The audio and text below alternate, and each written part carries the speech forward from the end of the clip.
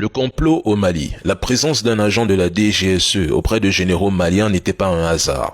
Sa présence permettait de préparer le terrain pour des actions futures sans éclat, d'anticiper toute réaction du gouvernement malien et d'identifier qui peut devenir un allié, qui peut être acheté ou neutralisé avant même que l'opération n'éclate. En étant au Mali, il pouvait orienter la stratégie, collecter chaque information sensible, les envoyer à ceux qui l'ont envoyé là-bas au Mali, planifier un plan de déstabilisation en créant des divisions internes, rendant l'armée vulnérable et le pouvoir dépendant. En fait, le plan était déjà sur la table. L'objectif était de prendre le contrôle du Mali de l'intérieur sans déclencher une guerre ouverte entre forces armées. Et pour ça, il fallait manipuler la chaîne de commandement.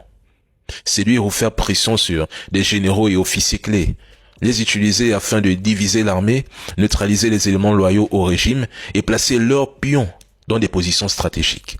Leur méthode se basait sur l'infiltration, la collecte d'informations sensibles, le contrôle des mouvements de troupes et des armements, la création d'une atmosphère de peur et de suspicion sur le long terme.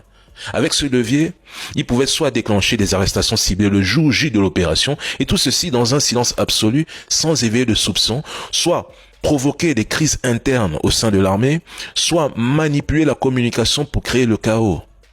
L'objectif final était d'affaiblir le gouvernement malien, rendre le pays vulnérable et préparer le terrain pour une intervention étrangère ou une influence étrangère directe, le tout avant que quiconque ne réalise ce qui se passait. J'attire votre attention. Le complot au Mali a été relayé sans arrêt par les médias français pendant 3 ou 4 jours. Mais Serge Daniel a-t-il oublié de préciser qu'un Français a été arrêté? Lui qui se dit pourtant bien informé, ne l'a jamais mentionné. Et demain, préparez-vous. Ils vont nier et prétendre que c'est un mensonge. Mais souvenez-vous, c'est exactement la même méthode utilisée au Burkina Faso. Les faits ont été niés jusqu'à ce que le Maroc négocie la libération des agents de la DGSE et que la France confirme qu'il s'agissait bien d'agents de services de renseignement. Soyez vigilants. Et comme je le disais, le Mali a un puissant service de renseignement. Il faut l'admettre. Leur service de renseignement est impeccable. Force au Mali!